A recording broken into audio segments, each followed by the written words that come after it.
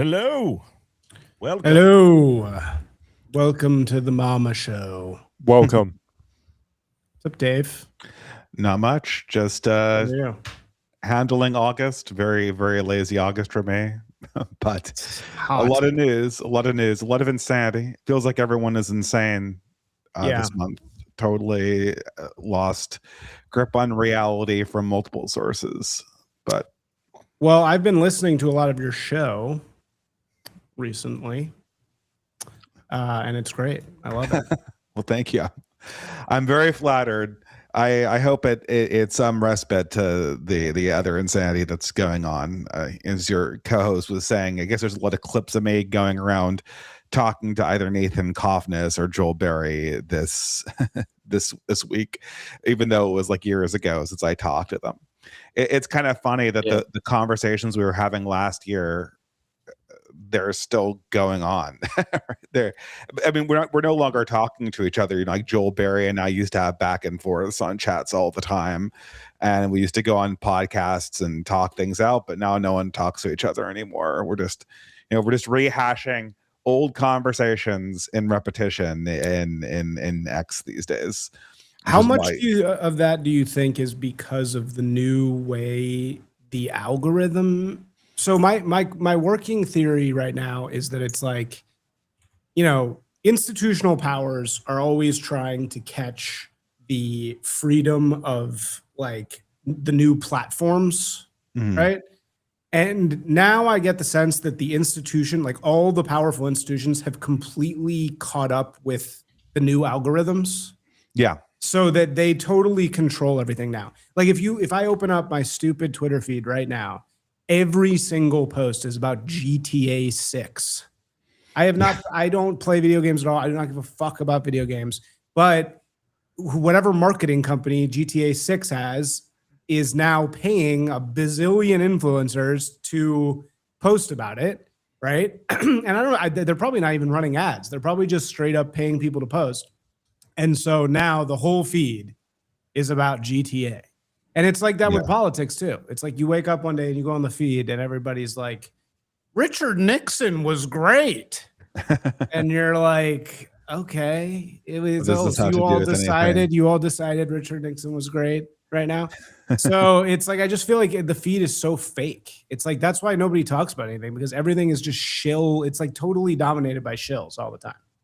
Yeah, I mean, there's sort of two effects going on. So I've been noticing this for a while. Everyone's noticed this.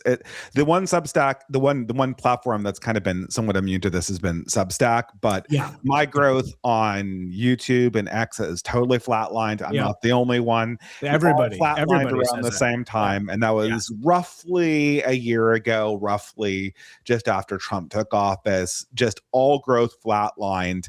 And this has been due to, I don't know if it's one thing. It seems to be more likely that it's an intersection of two things, but they're closely related. The first one is, like you were saying, the algorithms that game the algorithms have caught up with each other, right? So, if you want to see that social media exists in the space in between when the feed algorithm is developed and when the bot algorithm can be perfectly optimized for the feed algorithm. And if the two are apart, then there's space for human interaction. When the two are totally caught up, there's not. So that has resulted in the total slopification of the social media generally, and Facebook and everywhere. I mean, Substack is an exception to this, and growth isn't great on Substack, but I can reliably get things that feel like human interactions on Substack where I can't in X or YouTube. I mean, YouTube does not exactly work the same way, but in sort of a response to the slopification stuff, which I think slopification is partially algorithms, it's also partially that these social media platforms have been massively expanded into third world markets or developing markets. So at the same time that the algorithms have totally caught up, the algorithms are also feeding people with, I should say, information diets and information standards that aren't quite up to what we would ordinarily expect from social media. And because of this, I think this is sort of the second order effect. The people who use social media to participate in politics have gotten a lot more exhausted.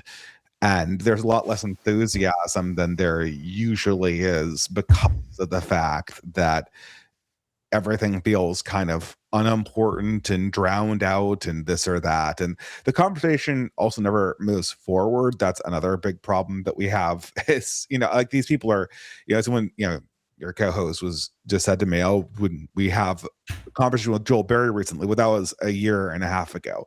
And nothing has changed. Nothing has changed. And this is a person that I used to kind of be in dialogue with. And now now we're just kind of repeating the same arguments over and over again. Such a conversation that we had, a year and a half ago is as relevant today as it was when we shot it. Wait, you're on mute. Oh, you're on mute. Sorry, there was like black crime outside, so I had to mute. What's your most viral tweet of all time, Dave Green? I have no idea. I don't track that. It probably had something to do with me complaining about liberals or neoconservatives or something like that. That usually gets them. The anti-boomer ones really get people. I try to be more proud about the Substack stuff, but the tweets, I can't even remember the viral tweets that I sent out. Last week I think I got a tweet of the week from Dudley New Rate, and I can hardly remember what it was. It just goes by the way. So I think that one was me making fun of Dan Savage, so I remember that one. But it's hard otherwise. So the one thing that I really like that you've been talking about is just hating conservatives. Oh yeah, I really have come around to this in recent time. Mm-hmm. And so have you always been kind of because I know you used to be a liberal, right? And then you kind of came over to the right. And so have you always been kind of against the conservatives, or is that no? I voted for between 2011 and 2014. I was a conservative. That was my Ben Shapiro phase. And it actually corresponded almost exactly to the time when Ben Shapiro was broadcasting out of Seattle, which was coincidentally the place where I lived. And because of that, I don't know.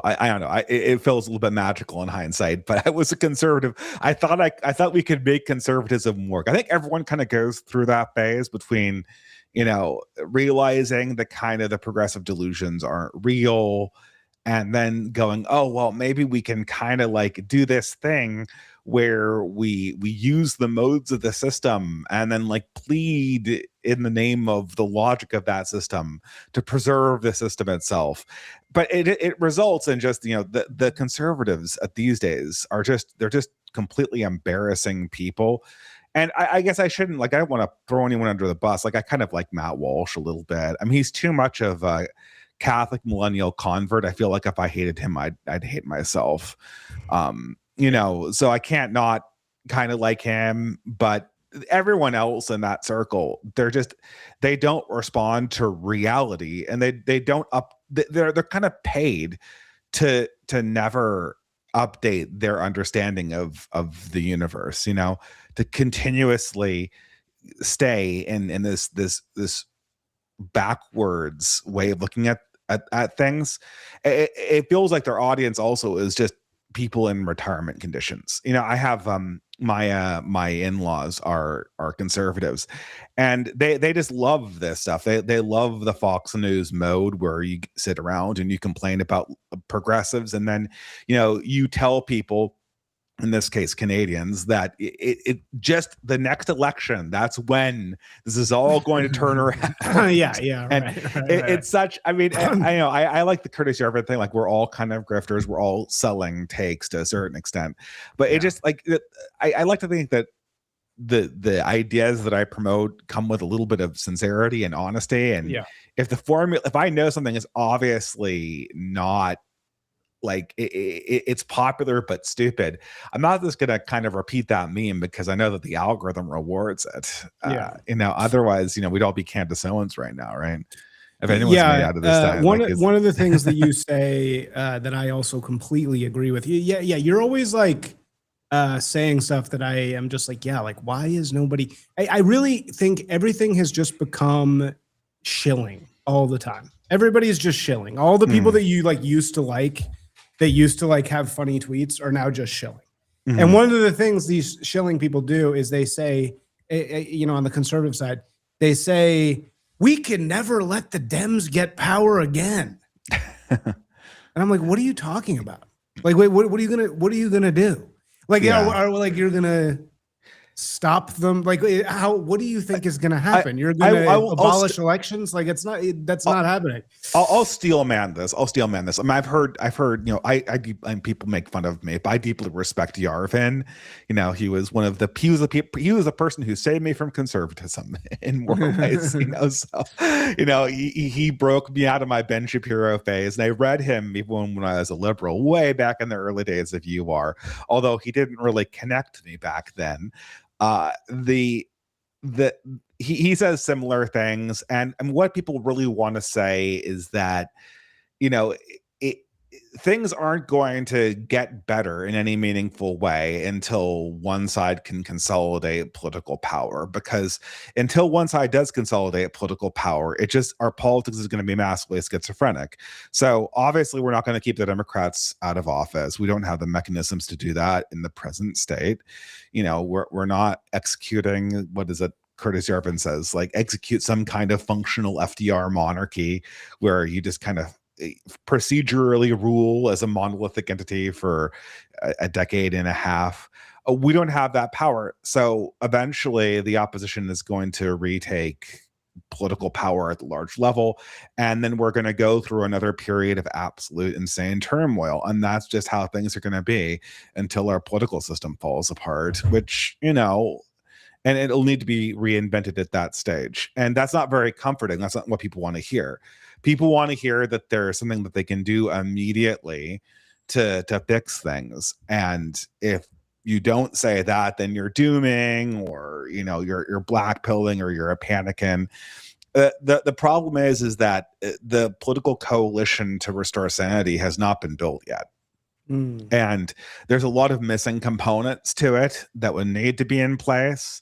There's a lot of sociological developments that haven't quite come into place yet either, which is the left has not quite entered its final form yet. You still have this idea that there is a left in this country, and that it's not a gigantic, it's not a gigantic attempt to take people's money and distribute it to core constituencies based on ethnic revenge and resentment.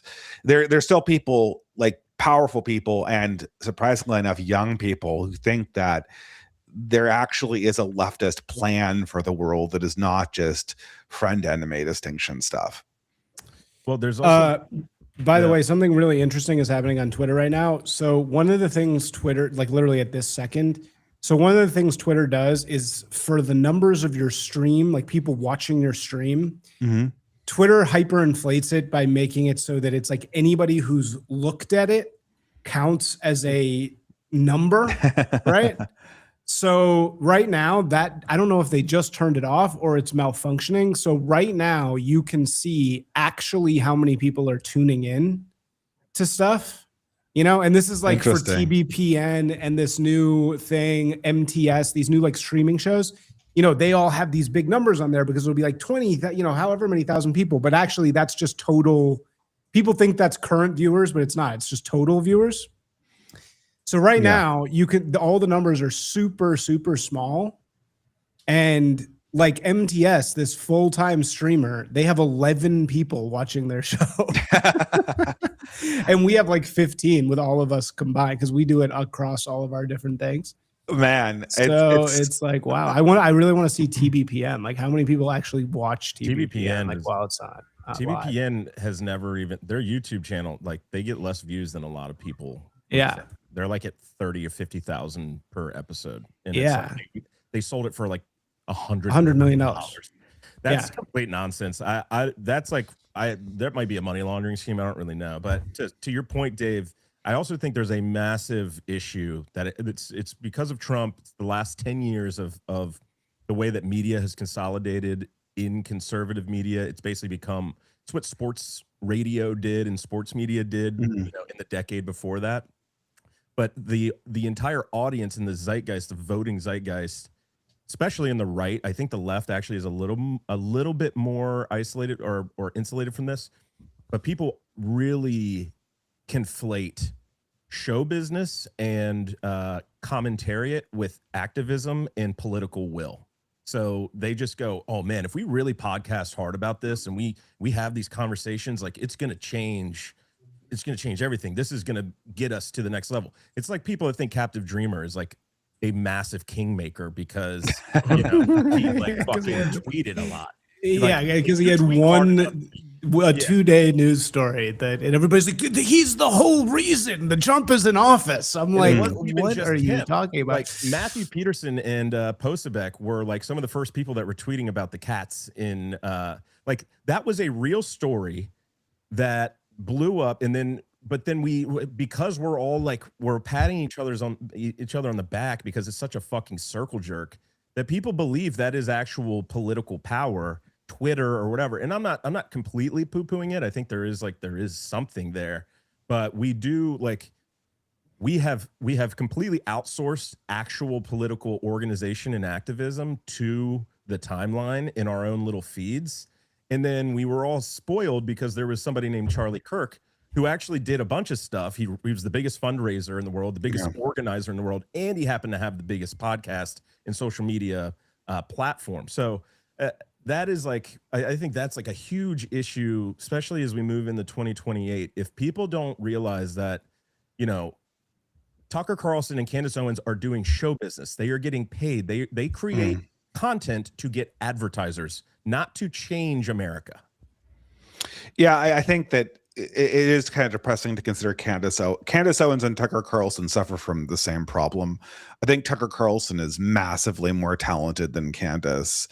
But he suffers from this fact that he is in many ways more audience captured than he really should be.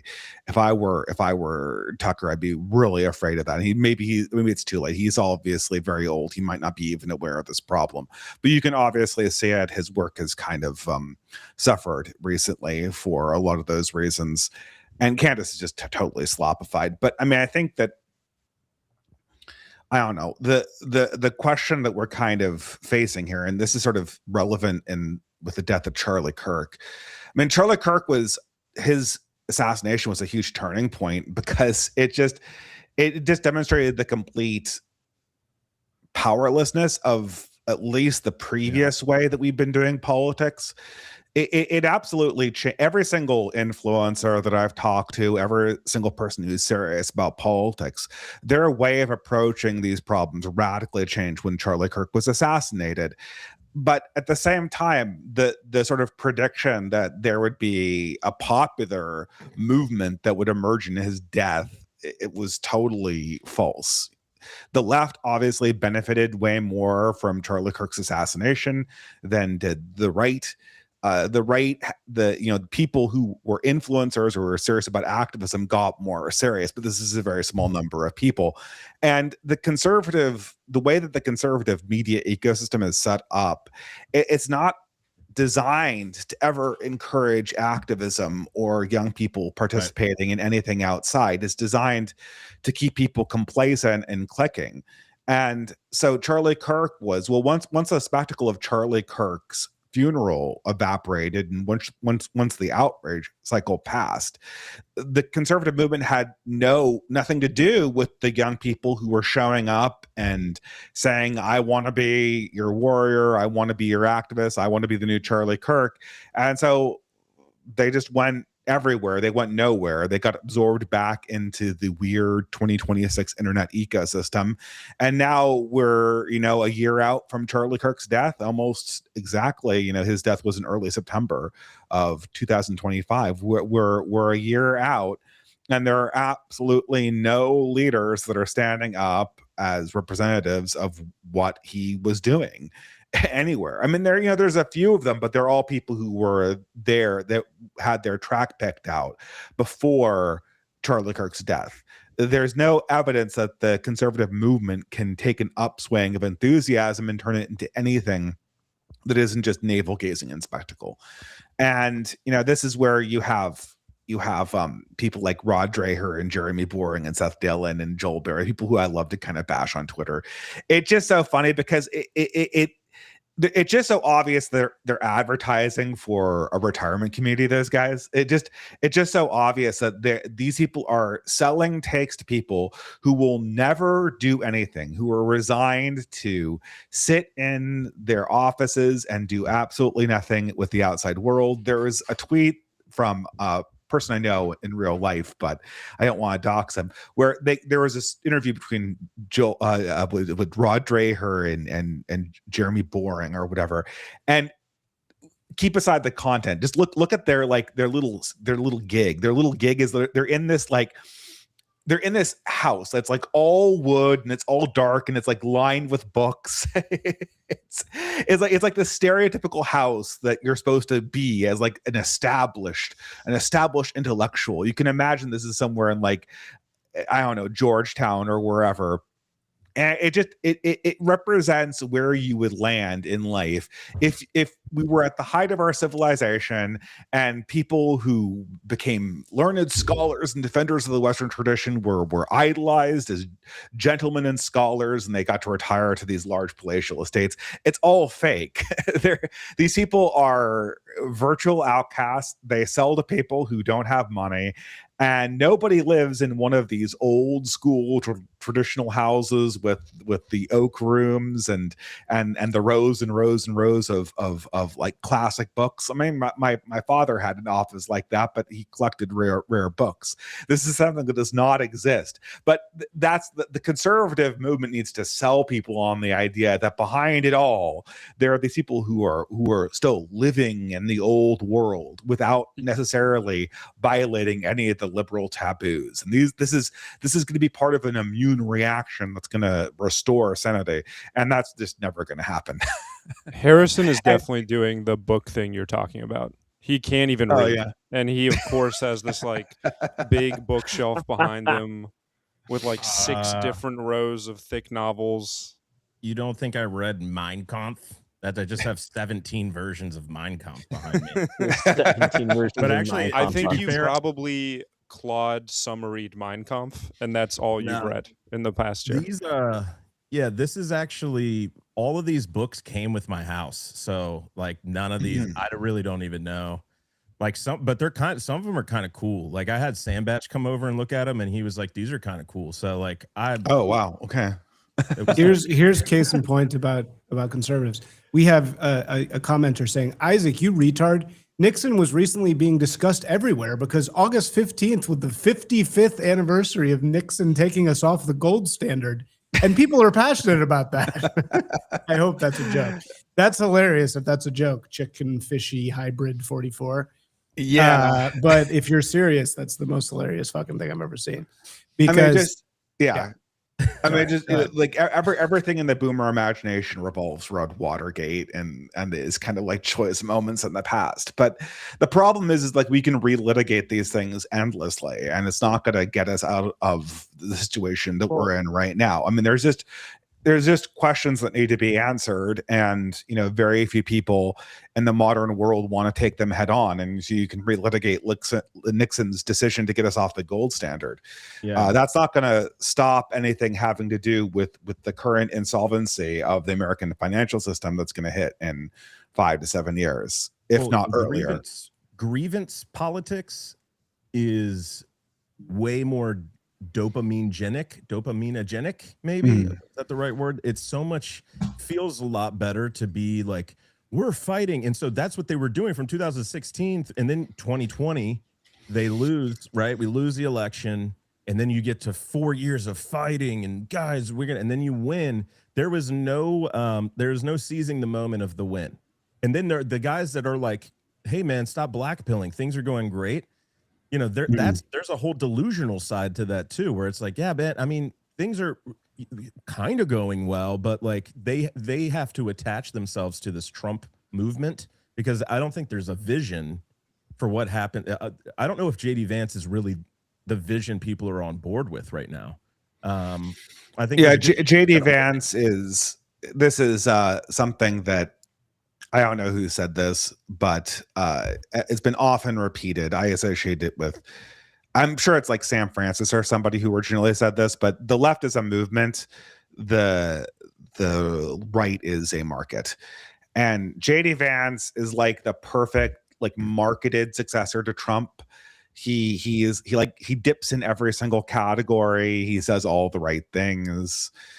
Internet memes about him being a big chubby boy aside, he looks pretty good on camera. He certainly speaks well on audio. But the problem is, like, no one's enthusiastic about JD Vance.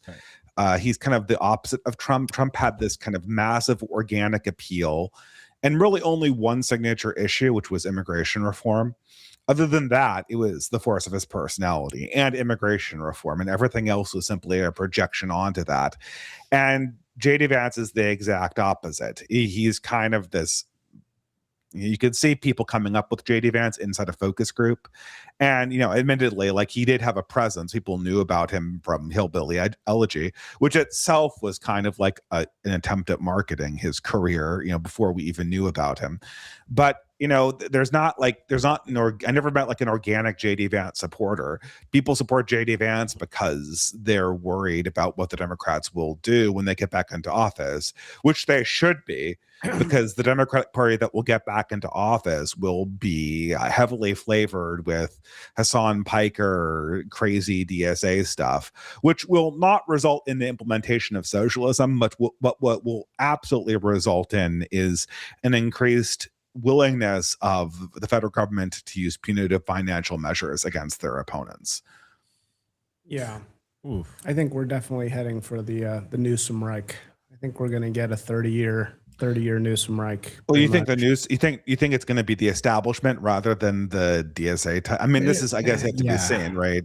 Well, so there's a split among them, right? There was a really interesting, I just did a stream about this. There was a really interesting article in New York Magazine about the new left-wing Dem kingmaker, who is a woman named, shockingly, Rebecca Katz. Yeah. And Rebecca Katz is exactly everything. They describe her in the article as a very New York neurotic ball of anxiety. And it's just like, never heard of that one. Just say Jewish. Just say Jewish. That's Katz with a K and a Z, by the way. Yeah. She's not just like a streamer who has cats. Yeah. And I love that, like, later in the article, they're like, and then she hired this other woman named Amanda Katz. Morris Katz. Yeah.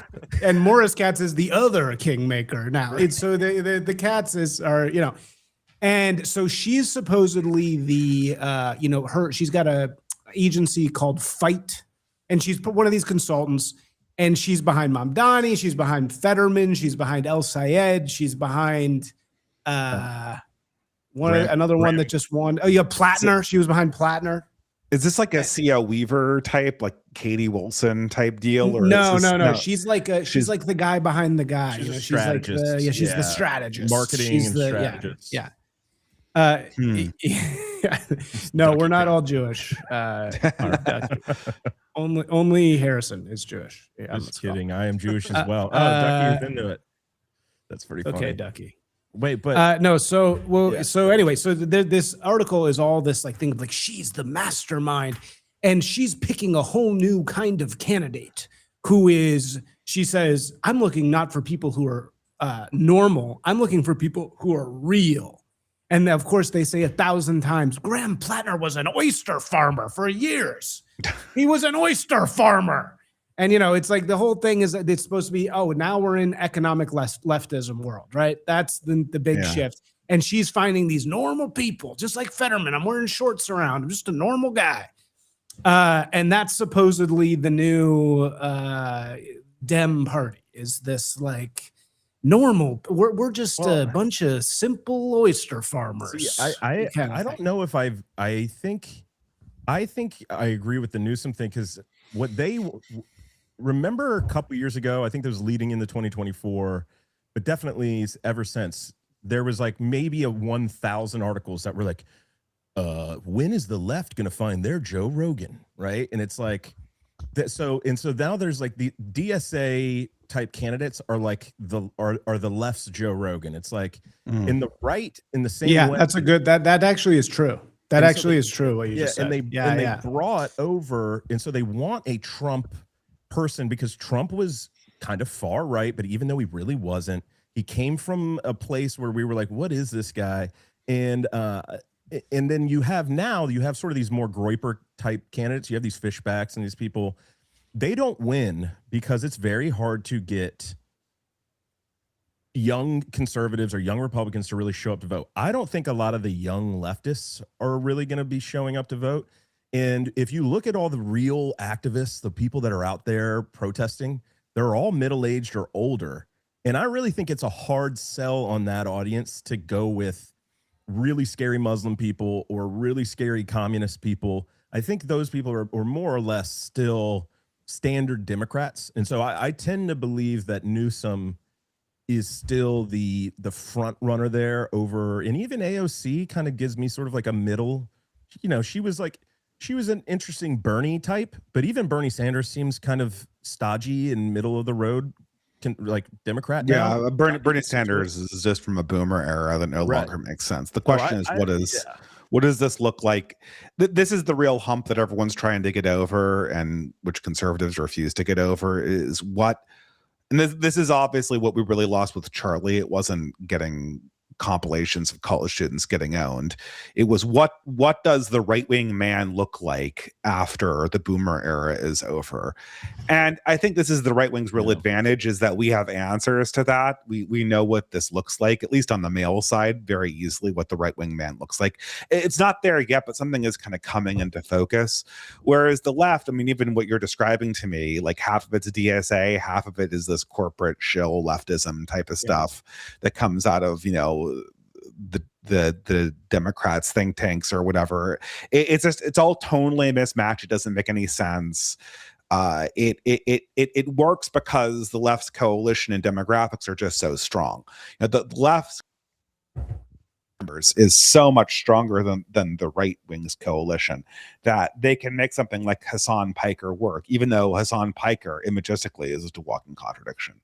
He doesn't have, and there's by all rational measures, he should, this shouldn't be a thing, but because it's a market niche, it's kind of the inversion of what I just said. But because there's a market niche in the demographics, that they can just pop him in there, and he appeals enough to leftists, white leftists who are trying to cope that they're part of a communist revolution, and he appeals enough to people who have resentments, ethnic or otherwise, against people of a more heritage American persuasion.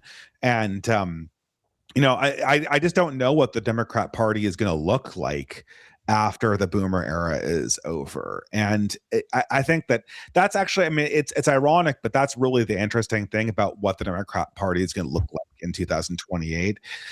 I don't think that anything interesting is going to be done on the left per se. Like intellectually, they'll do nothing. Artistically, they'll do nothing. They're locked into the same modes eternally. But the candidates that they generate, that will be an interesting question for the future. I want to see how far this DSA revolution goes, or how far it will be allowed to go.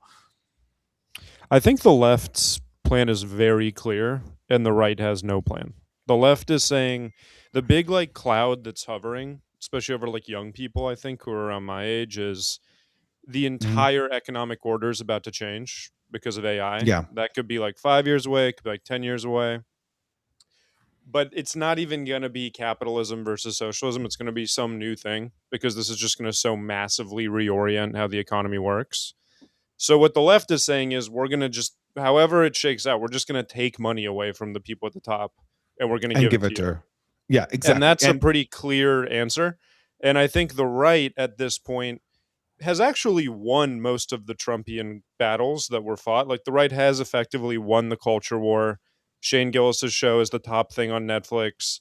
People say retard again, but there's no answer to what's going to be the next what is going to be the answer to this new economic system? What is the right going to offer me?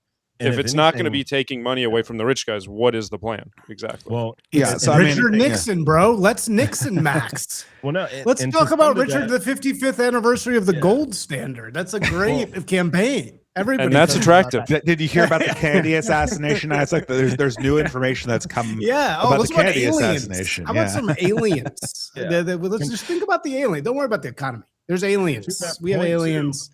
There's something going on because things, it's fun to say retard and call people faggots, but if like food is really expensive, then you have this end around that people like Tucker, who has an incredibly huge audience, but every boomer I talk to, like I talk to a lot of like conservative. I live in New Orleans, so like all the conservatives here are pretty old. Like there's not a bunch of young 20-year-old right wingers in New Orleans, but they're all like, yeah, Tucker's kind of crazy, but he has a huge audience that him in between Sean Ryan and sort of Candace and some of these people, in the comedian circuit too, even and Shane Gillis to some degree is saying some of this stuff.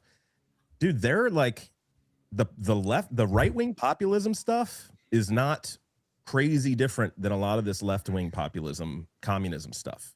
And that's actually where that is a dangerous game. I think we're sort of playing on the right, is that if we're just going to sort of like dabble in that world, you're always going to get outflanked by the left with Gibbs. If your whole this is what I'm kind of saying, is like you could have a world where someone kind of in my demographic who says retard and faggot will vote for a Democrat because they're like, listen, we've won the culture war. I can say what I want now. Like even if Gavin Newsom is really woke, like they're not going to put us in jail for saying retard. Like that's sort of settled and outside of politics. No, but I can't afford my rent and I'm pissed off and I can't get a job, so I'm voting for Newsom to get paybacks. Well, I mean, there's something there. You've highlighted really the flaw of the conservative. It is a media market targeted at old people, and because of that, they can't see the reality that is the huge economic shift that we're undergoing. Right? I mean, I don't think the apocalypse predictions. I don't know. Maybe it's the apocalypse, whatever. But it's obvious that there's going to be a massive economic realignment, and the jobs that people have trained for years and years and years doing are going to instantly be worth nothing, and turning around and explaining to them that they now earn as much as like a minimum wage teenager is just not, it's like a non-starter. And this is why the whole idiocy, it's absolutely insane, this whole $20 burrito discourse. The reaction of that from conservatives is absolutely insane. Because do you not understand what is going on in the economy right now? Do you not understand everyone is instantly become downwardly mobile or at risk of becoming downwardly mobile? And they people explain this to them. I've seen people get taken aside and they've had the problem explained to them in excruciating detail, and they keep on doing this boomer posting. Pull yourself up by your bootstraps. Why don't you dumpster dive at Trader Joe's to get your burritos? Yeah, Denzel, who is fed his family of 8 for under $15 by going to Aldi or something. So I think everything's okay, guys. I think you guys are just fine. Yeah, everything's fine, guys. Like, you don't like eating rice and beans all the time? Like, come on. Yeah, just eat your rice and beans. Yeah, Denzel is a well-known Mossad agent, and you should have seen the other day, we were talking about Andrew Callahan, and I don't know if you've seen Andrew Callahan's movie, Dear Kelly, and it's about a guy who gives a predatory loan to another guy, and the other guy completely loses his mind, basically. And I was like, yeah, the movie's about a guy who gives a predatory loan to another guy. And Denzel was immediately like, it was not a predatory loan. There's no such thing as predatory. He went into debt himself. And I was you can't have a predatory contractual agreement. Read the fucking contract.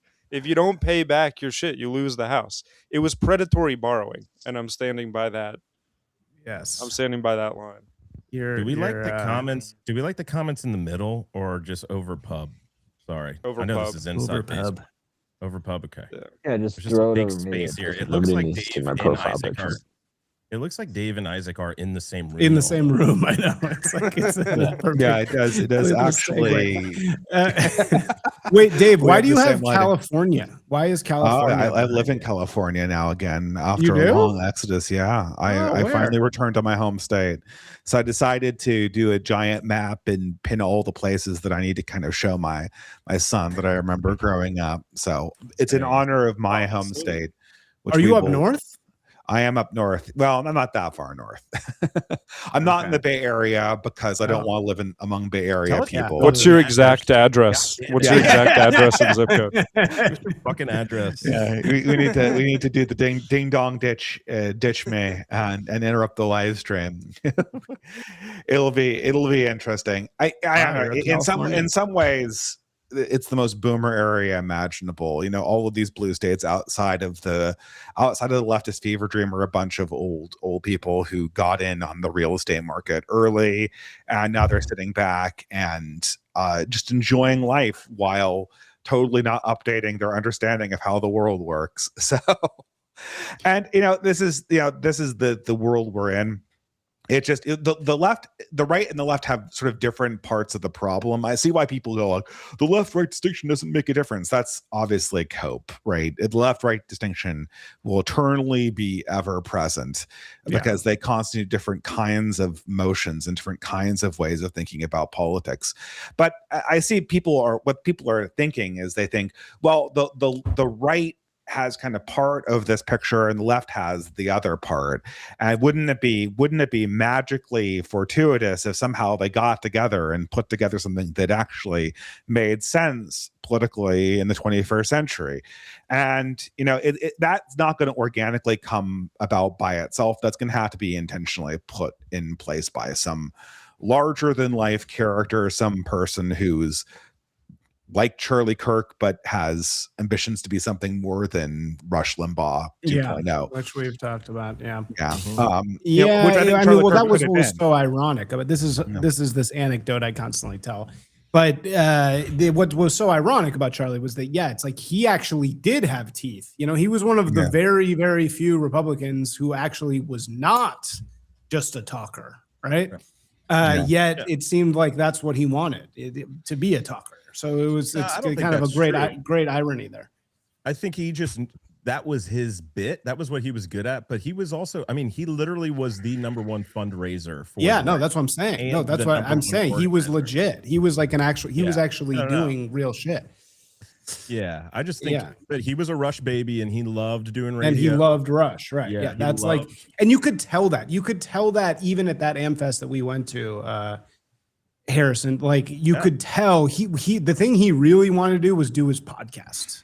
Like that's what was what really like excited him. But he saw that as marketing. And the Rush thing is when you grow up as a Rush baby, and I was not. I was a big libtard, so I was never into this. But we didn't mute you, Ducky. What are you talking about? We didn't mute you. Yeah, you're not muted, Ducky. But what's interesting is like the right never had anything cool until like Rush. Rush was kind of cool and was like a thing. That didn't exist. And he was still he shit on Republicans just as much as he shit on anybody else. Like he kind of pushed the party towards, I think, a little bit more of like this less stodgy, more, a little bit more activism. He was like an inspirer of like people like Breitbart, but you have like the right was always very boring. Republicans were always very boring. And the left always had these sort of, the culture was captured by sort of this progressivism already.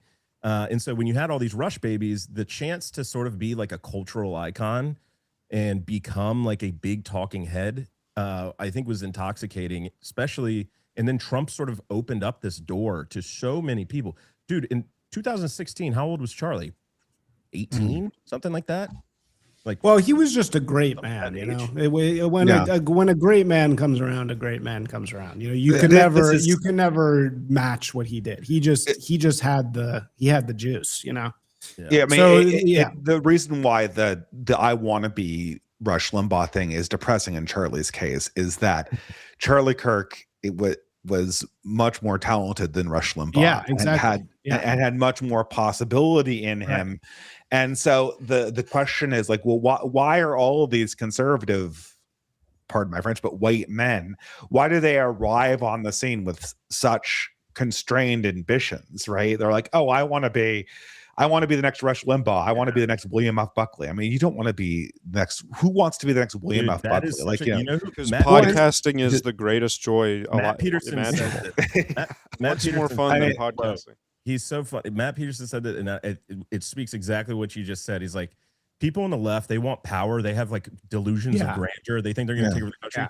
Guys on the right, what they aspire to, delusions of mediocrity. Right. Well, they have delusions of like, man, if I could just get a second house and an intern that I can bang, like, I'm really good. Like, that's all they want to do is just like kind of ruin their life and like kind of be cool and like hang out with like other guys. You said that, and I was like, a second house and an intern. I was like, that would be incredible. Mama gets me a second house and an intern. Yeah, we're right. This is like the new social contract memes. Like, that's all they second house and intern. I can state mandated boomer tribute. Yeah, that is like that is I'll take one house and an intern. Right. Whereas it's true. It's like guys on the left are like fantasizing about being Mao. They're like, I am going to conquer the people. Right. Whereas the guys on the right are like, yo, can I get like a fucking jet ski and there's cocaine? Yeah. So it's can I get a Costco premium membership? I want to be Mao is what the DSA says, and then like the right wing is like, can I have a $20 burrito, please? The left is like, absolutely not. That's the Nixon thing too, right? Because they romanticized that Nixon was like the everyman. He like paid for his own school. Oh right. And he came from nothing and all this sort of. They love this sort. It's like he was the original pick yourself up with the bootstraps, because every other right wing or conservative big guy is Rush Limbaugh, multimillionaire star, Ronald Reagan, California movie star, and then it was like, who the fuck cares about Bob Dole? Who cares about John? Maybe John McCain, but like definitely nobody under 60 gives a fuck about John McCain. Right, like, they all had very similar biographies too. These guys are mentioning. Yep. Yeah. So there's Mitt Romney is like, the billionaire is like, but Trump. Yeah, Trump. Nobody aspires to be Trump, but everybody wants it. He's like the ultimate.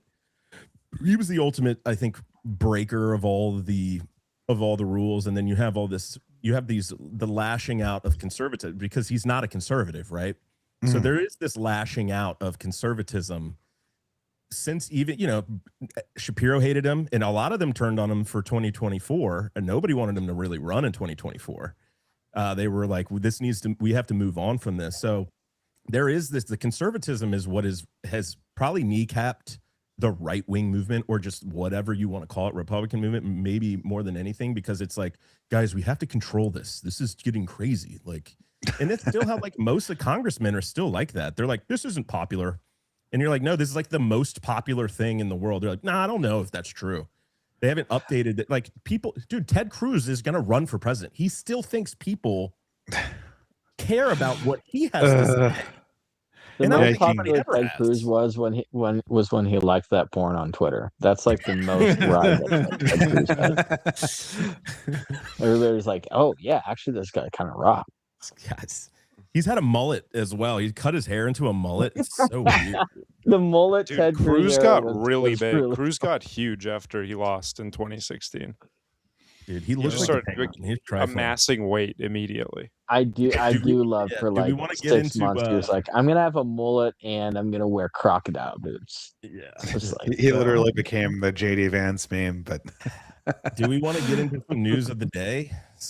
Get some takes, some hot takes. Sure. I want to get everybody's take on the billionaire owner of the 49ers getting arrested for trying to get a $140 hand job from a hooker in a trailer park. I love this guy. This guy is as the resident fan. I definitely have some words. Man. I love this. So he tried to get a hand job. All men should be supporting him, because all the women are supporting the baby killer, and we need to stand behind the guys who just want to. This is like Isaac's 9/11. Talk about Isaac's trying to like protest outside the Talk Capitol. about the penalties of being heterosexual in San Francisco. Like Oh he's my the only God. guy that Yeah. has to, The worst Yeah. thing you pay can for. do. Could you for hand imagine? jobs in San Could Francisco. you Good imagine Lord. the level of gay sex you would have in all the time if for you were the equivalent payment? 49ers owner? You would be the Oh my top God. shelf bussy all fucking day, bro. Yeah. You would be forget the just Especially this test. guy. killing it. He's You would kinda be like like the that equivalent of doughboy, just like like- living in the Victoria's Secret mansion and fucking whoever. The gay equivalent of that would be what you would be doing. Yeah, if he was And having instead- gay sex in the car, there would be like Yeah. headlines calling him the bravest owner in the NFL for being willing to have gay sex. But he was in Honda. East Palestine, Ohio. He Yeah, I know. wasn't- Why does this keep coming Yeah, up? By the way, why is East that's- Palestine? The women have for Lindsay Clancy, they have the postpartum thing. For guys, it's like, yeah, he was in East Palestine, Ohio. Like that's as bad as having postpartum, psychosis. That's like Right. that's our male equivalent. Is Yeah. I'm in bumfuck Ohio doing God knows what. I You're need doing- like what yeah. What else are you gonna go do? You're Go to doing Chuck a E. Cheese. You horrible don't have your drug kids deal. with you. And also, Yeah. dude, when you're a billionaire, you're so used to just filet mignon and Wagyu ribeye. Every now and then, you just want a fucking shitty. You need a Steak 'em- cheeseburger. You steak need a 'em McDonald's cheese. cheeseburger. Frito pie. You just want to go hang out in some busted ass trailer and get a hand job from maybe a chick, maybe like, who God knows? Do we know forbid. that it was a hand job?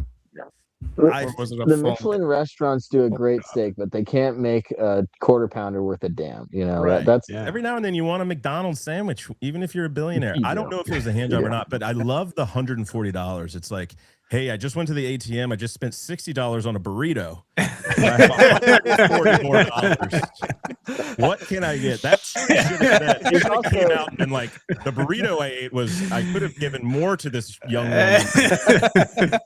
There's also no The shame The in hooker's like, ordering a that's full going to be steak at 7 McDonald's. burritos, this hand job that you want. Joel Berry is gonna post like, oh, I got the hand job for $30 behind our. Yeah, he's like, this is not true at all. It's not true. My Well, I can entire get one for family half that ate one. that hand You job kids just for don't know how to way do this right. Yeah, My yeah. family- Dan Crenshaw is Pull going to be your like, hand jobs young up men, by your butts bootstrap. if you want a $140 hand job, get a fucking job, go work at McDonald's, save up the money, invest in an index fund. No, it's like you do like I do, and you walk down to the truck stop, and you get a $30 hand job. Okay? Yeah. So amazing. Or He- be a his man. dinner probably was worth more than the hand job. It's Yeah, just the crazy. home cooking. It's like, just do it yourself. God forbid. Dude, I think poor it's guy. really- What a Just give world. yourself Could a you hand imagine? job. And It he's not really goes to Jewish. show, like, what are we doing? These guys are billionaires. They're supposedly so powerful. These guys can't go and get a fucking hand job. This in guy's a goddamn coach? trailer park. Like, what? guy's Dude, God gave No, you he's the two owner. hands. The Like, you owner, can owner do it of the yourself. 49ers. Yeah, the guy's He's worth billions of dollars. Wow. His $9 family billion. is like, yeah, it's unbelievable. Worth $9 billion. But dude, he could have literally flown in a plane full of Yeah. like anywhere in the world, just like 30 million people he could have brought there on a plane. But he said, no. I need the dirty. I want the dirty. And I'm not going on Jewish. back He wasn't page. being cheap. He wasn't being cheap. He went to Notre Dame. And So it was but he did. intentional. He separated from his wife in May. So And it's kind of sickening that he didn't even bring cash for a tip. That's kind of shitty of you. You're a billionaire and you just show up with the exact change. You're like, you go to the ATM, you can definitely get another 20, but you're gonna show up with exact change. I want to know this guy's the Wikipedia on this guy. Is he a Jew? No, Jed I think Jew. That's what not. I'm saying. He went I to think he's Notre not a Dame. Jew. He's No, not yeah, a Jew, not a so he Jew. wasn't cheap at all. I think he didn't know. Like, dude, how does he not have somebody on speed dial? Like, he doesn't have a. Dude, you're in handphone? East Palestine, bro. Where else? That you doesn't, go? but It's- you it's said it, not- like, that doesn't make you feel alive. Like, having Yeah, your that's so true. assistant organize an Instagram influencer to meet you at the Yeah. Hyatt, it's okay. But like being in a car and like looking around and having your Yeah. greasy $140, like he Yeah. wanted to feel alive for a minute. Yeah, it's The like the conservative polar state- opposite of Epstein. Polar opposite. Like Epstein's like elaborate scheme island. He's just like, dude, I want to go to the trailer park Take me to the trailer The park. conservative take is on this is as soon as government gets involved, things get more expensive. Like if the police weren't out there making these $160, they would be $50. Yeah, We need to get government subsidizing of that's true. hookers out. And It's funny. He was like, this is had a to have form been of talking to government an intervention. undercover agent, right? So the undercover agent just throws out a number, and he was like, "This isn't suspicious." What are these people of He's a East good Palestine doing? Aren't they like dying of some sort of? Didn't they have an explosion there recently? Yeah, there are. What are they doing? Don't they have better things to do? It's like don't they have to clean up their rivers or something? And Dude, instead, they're doing like elaborate stings on hand jobs. Should we pull up the why is this happening? Should we pull up the Trist.com of East Palestine and just see what the women actually look like? Because I bet. Yeah, where did Yes. I don't even know Yes. what Trist.com is. What is this? Yeah, I don't know what it is. Yeah, Yes. right, Dave. Dude, let's screen share. Screen share right now. Let's go through it. Hold on, I gotta make I sure. remember one time my I flew cookies into don't show up. Phoenix. I remember one time I flew into Phoenix and I was sitting next to this very portly fellow, large fella. And as soon as we landed, as soon as we landed and you could take it off airplane mode, that guy was on Backpage just scrolling like crazy, just going nuts. Like Was that me? going hard in the paint. I think it was Harrison I was sitting by and I had no idea at the time. All right, I'm pulling this up. And I was This is like, gonna I be think I was like awesome. 17 or something. I look over, I'm like, what? It was just the worst looking. Yeah, exactly this. What Yep. am I looking at? There we go. Oh wow. Yeah, but these are like 400, fake, though. These are 300. fake. East that's- what even is East Palestine? Why is Palestine in the news again? Why is everything about Palestine? I believe it's pronounced Oh, Palestine.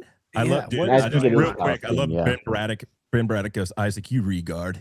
Well, no, because he's referring to the I know, original funny. guy. It's a good bit. I think he got a Okay. good deal. I'm seeing 300 as the floor, just Yeah. based on Whoa. these. Wow. I mean, Hoflation is Oh, real, look guys. at Aqua. By the way- Aqua Blow.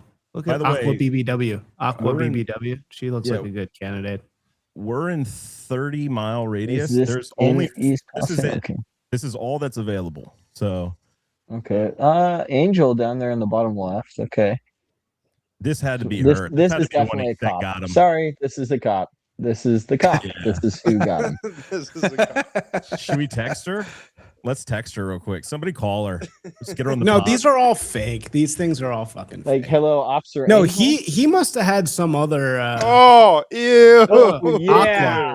that ain't Let's fake. Aqua BBW, baby. go. That ain't fake. Aqua. Must use condoms. Yeah. No, this Oh, is yeah, not a because cop. you're going to This get one is not a pregnant cop. at 62. This is real. This is not a cop. That is but the imagine cop. she's That's the the not a cop, cop. dude. That's That is who he was 100% going to real. see, bro. And what's insane is that if that's the person you're soliciting, you Whoa! Yep, exactly. Wow. So you Sorry, should be I arrested. feel for bad. We're soliciting those ladies. Dave is a very nice Dude. Christian. Dude. Man. Oh my god! Oh my Stop! Stop! Oh Dude. no! Dude, that's what happens when a Dude. train derails in your Dude, city. if she's trying to $400, tell the you economy is Jesus. crashing this month. The entire economy is going to Yeah, crash this $400. month. If She's that's $400. We $400, are in a fake it's economy. over. It's totally Sell, Crap. sell everything. Yeah, and the insane opinion. thing is that if you are soliciting those women, you are the person who should be arrested. But it's the guys that would go for the hot chick on there that are going to get arrested. Yeah. What did that Just say? bolt. VIP It's like- weekend with her is $6,000, $5,000. Oh, Bro. oh my! Bro. Sell We everything, have to- dude. Sell your honestly- house, sell your boat, Yeah. sell your There's a stuff. bubble. sell Hey, everything. just want to be There's a clear right bubble. now. Tune in next week. She will be a guest on this podcast. Dude, I because- feel bad. Yeah. Dave is such a good, like, wholesome guy, and we're I'm sorry, Dave. exposing Oh him to no, this. I'm this totally. evil. This is after the whole Lindsay Clancy affair. This is like the least disturbing thing involving women I've seen. Yeah. Well, there's a online, story. All right. So let's talk about that. So we just had sent a guy up there for.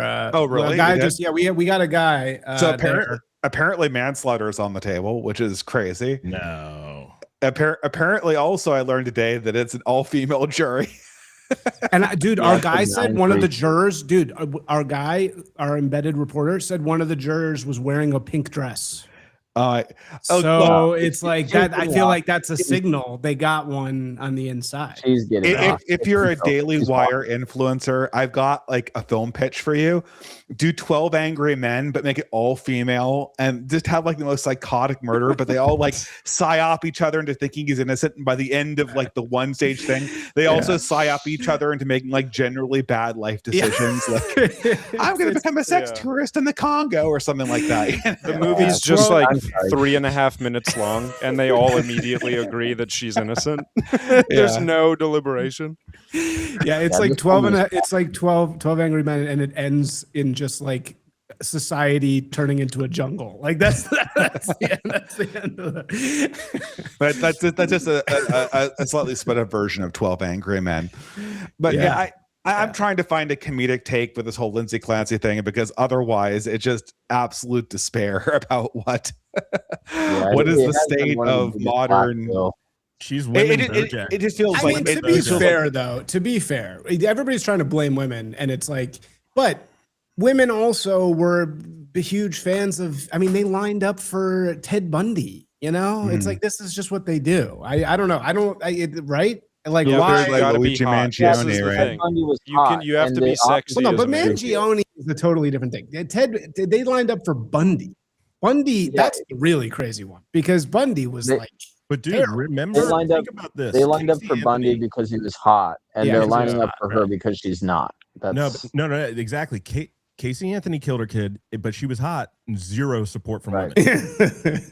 Women will never support you if you're hot. So if you're ugly and kill your kids, you were the next OJ for women. But here, my take is, well, she's a very particular stage of the. If she was heavily overweight and looked like trailer trash, then she'd get zero support too, right? Okay, so she's right. There's a very big Goldilocks zone where like you look like you put a lot of effort in. You can kind of like see that you're professional class, but at the same time, you're obviously experiencing kind of like you look middle-aged even though you're probably in your 30s, you know. That's a great that kind of look. That's what they're going for. You know, that woman you were on the screen, if she, what's her name, Aqua, whatever her face was, if she had killed her kids, women would not be supporting her at all. That's a good point. Well, it wouldn't be a news story either that would blow up like this. I think that's the whole thing. Like, she's sort of the every woman. She's sort of like this semi-cute, but not really. But my take is, I do blame men, because what are you as a man? Like, women have no agency. It's you run your household. What are you doing? She's obviously going crazy. She's told you like 20 times she's going to kill the kids, and you're just like, oh, just go to the doctor and take your pills. Dude, like, he literally just left to get some fucking takeout. She picked a restaurant, and he just went to go pick up the food from the restaurant. Because he's a cuck and he's weak. This is why you never. If your wife kills your kids, and bro, they had a nanny, I'm pretty house, sure that's on you, bro. I really did. And then he remarried to a chick that looks exactly the same. Wow, guys have types. I don't know, dude. That's one of those things that I just feel like you can't even like imagine, like, because you can get in a bad circumstance. I have friends who have like. I have a friend who has like a weird situation. I'm not gonna say anything besides this because I don't want anybody to know. But he's got a weird situation with his wife, and he's a very normal guy. It's kind of tough. You get stuck, bro. You get stuck. Like, you know, you get stuck in these things. I don't know if we know. Who knows what was going on? I don't know.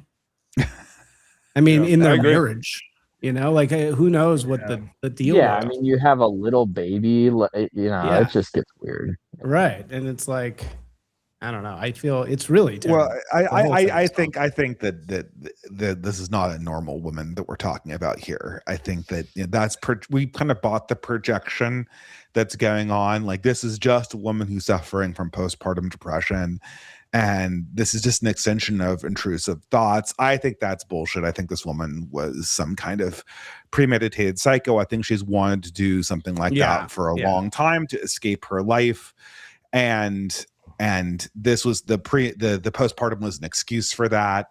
There's just too much premeditation involved, and you know, I think that what we're seeing really is projection on the part of all of these kind of groupies that she has around her now. So, although I mean, it does. The more interesting story is not Lindsay Clancy or her husband. The real story is we've really underestimated just how cooked the median female brain is on social media. This year in particular, it used to be kind of like, okay, like all of our brains are kind of cooked on social media. It's, this is not healthy. We need to get off of it. We know women are a little bit more susceptible, but this, and like the article that came out of the New Statesman about just like literally like bringing the numbers of how many women in their 20s just hate men, like generally, all of these things together just demonstrate that women are really susceptible to this stuff, and they are not all right. And I'm not sure what the solution is to all of this. I mean, are we just going to crash out as a society and then pick up the pieces? This is totally unacceptable. Pitting the sexes against each other politically was probably the worst thing I think to ever happen. I mean, even BAP, one of my favorite things he says is that was the biggest cell phone in all civilizational history. Was because like women being in the workplace. It's kind of true. It's a variety of like security mechanisms that have been disabled, but like now the loop's closed. Like, so you have women in the workplace, and then you have women voting in elections, right? Which is already kind of dangerous because now women's economic interests are separated from men's, and they're also in a political environment that, in democracy, coalition voting is what is incentivized, and women naturally coalition with each other. But like the thing that was kind of tethering this process down and stopping it from kind of going exponential was the fact that women still had to interact with ordinary human social environments and not in high-speed communication environments like social media. And then we just did that. We got them all on group chats and Nextdoor and Facebook, and now women get their money from NGOs or the government or some corporate program that's created by NGOs or the government. They get their social validation from social media, and there's nothing controlling that except a social media environment that by definition doesn't ever apply pressure to these intrusive collective thoughts that the bare sex experiences rather periodically. And then you get like Lindsay Clancy, which, this individual murder case is not really very relevant to our lives, but the idea that you can create movements like this is very relevant to our lives, and they just go viral. I think it's just rot. It's rot on the banana, It's like the banana is so rotten and it's so brown and totally, it's like Harrison's bananas that he's growing. It's like Harrison's genetics, excuse me. Just so brown and rotten and just bombed out and depleted. No, it's just, you're seeing the rotting banana, right? And this is just like, it's so absurd what you're seeing. And it's like, it's just when you're watching your society rotting, there's going to be all kinds of weird shit. This is what, what the meaning of Purple Rain is, the great Prince song, album? Purple Rain. You know what Purple Rain is? No, other than just a good album. No, but I mean, what's Purple Rain, right? Well, no, you got me. I don't know. And I never he goes, listened to it. For everybody who knows what I'm talking about, swing it. Purple Rain. Purple Rain is like the end of the world. It's like, you ever see the great movie, really great movie, Melancholia, Lars von Trier? Oh, yeah. Of really course. good. All the Lars von Trier movies. Yeah. So like in the end, when the world is genuinely ending, weird stuff starts happening. Like the birds start falling out of the sky, and the trees turn red, and like the water starts flowing in the wrong direction, and all these everything becomes like bizarre and chaotic and like super weird. It's kind of like, in friggin' Shakespeare, when Julius Caesar, the night before he's going to die, that's what we're experiencing. Like the thing is, it's like the birds are flying out of the sky, or like falling out of the sky. That's what Lindsay Clancy is. Like things are so fucking dying that it's like, that's what this is a phenomenon of. I feel like that women are flocking to support a woman who murdered her children. Like what? Who would have ever thought this is even possible at all? And the weird thing is, our guy on the ground out there, he says a ton of these women, almost all of them, so he talked to them and stuff, they are mothers and nurses and she is a nurse. Clancy herself was a nurse. Yeah, she was a child delivery nurse. That feels relevant. That's like a very culturally and symbolically relevant fact of this case that very few people have mentioned.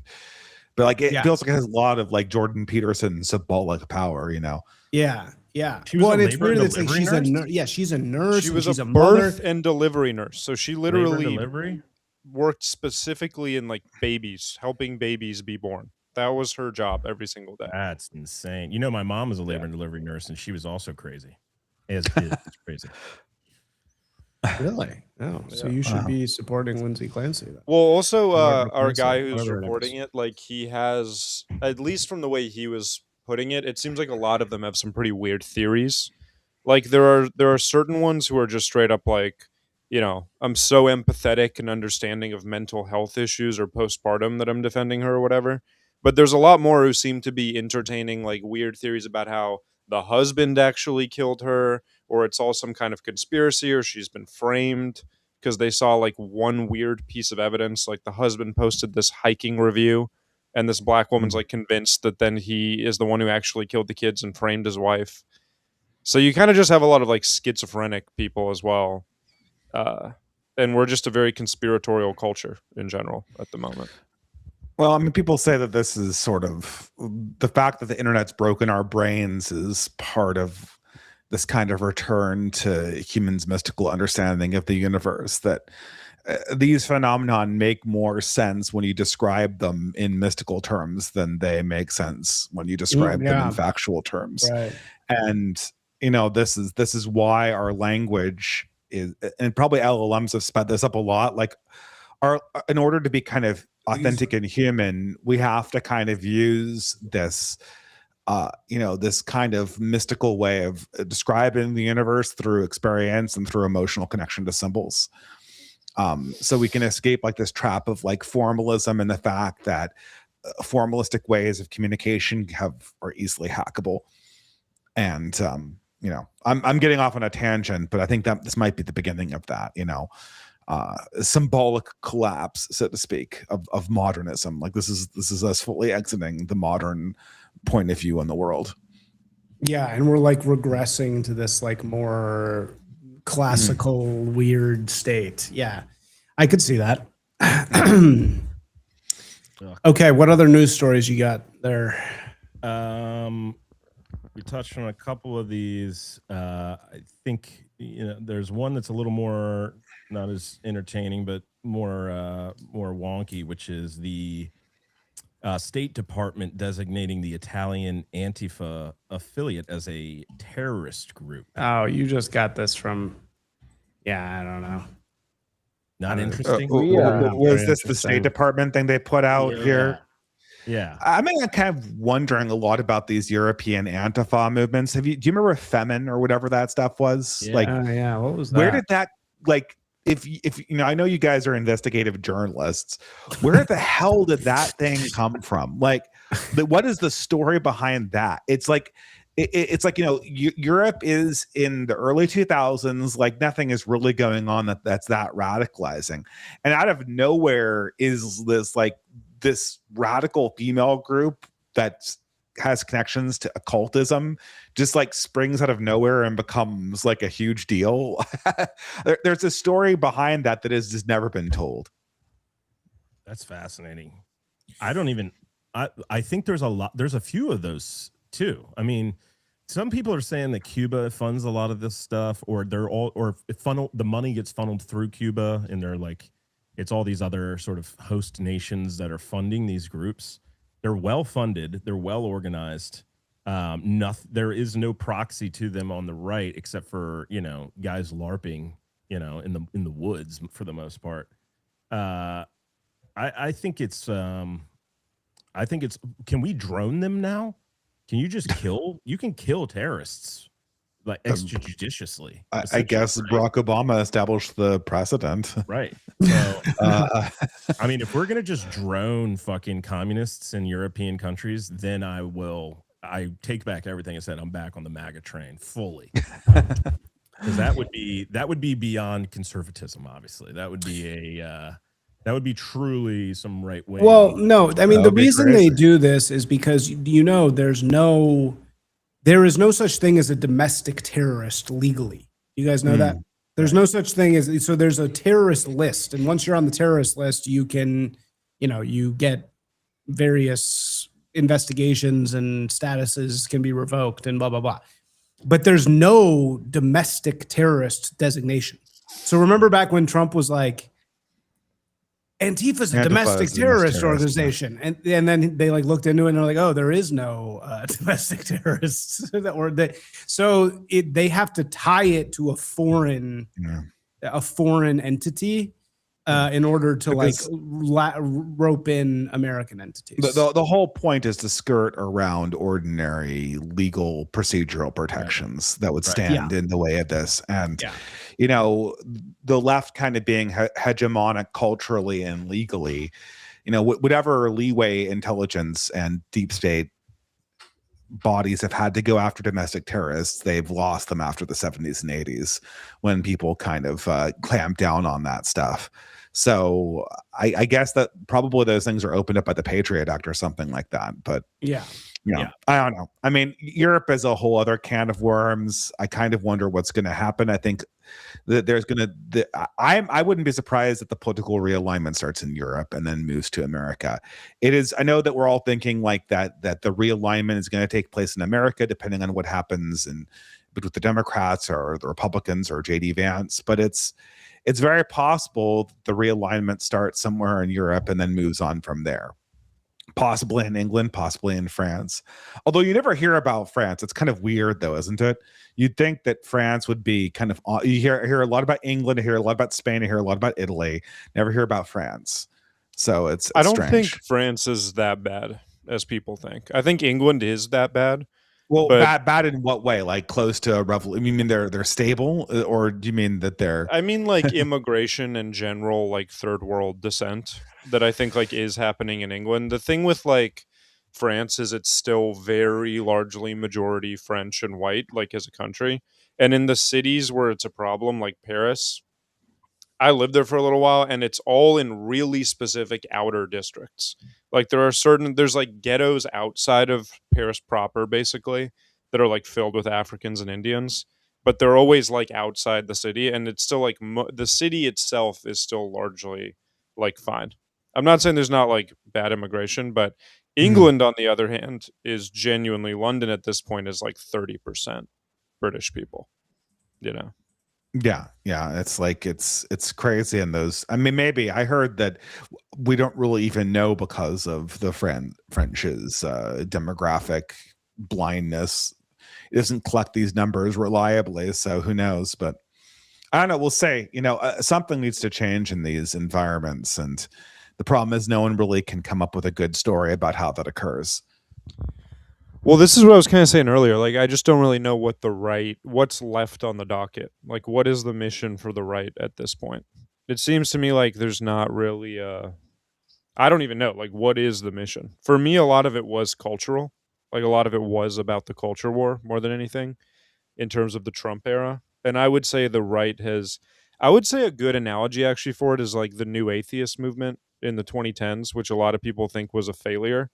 But what actually happened is just everybody kind of became atheist. So there stopped really being a need for a new atheist movement. So they won by being like absorbed and becoming invisible. Yeah. And with conservatives now, like political incorrectness has also similarly now been like absorbed into popular culture on the left as well.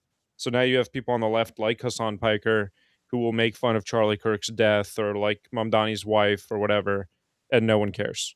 So it's a thing where the battles that had to be won actually were won, and now it's just like, well, what's the next thing on the docket? Well, in both of these cases, what you're describing is a removal or a decline or a decay of something, right? Like new atheists, what they said they wanted was like a return to rationalism, a return to kind of sanity, and they correctly were able to culturally group in American evangelicals like Osama bin Laden and all that stuff. And what you're saying when what they won is they essentially made irreverence towards religion something that was acceptable everywhere and almost expected in mainstream culture, such that you could see new atheist tropes appear in like Marvel movies or whatever, which would be kind of unheard of. I mean, it may be a little bit in previous iterations of pop culture, but the same thing is true. These are all the conservative movement. What it wants is it wants a return to sort of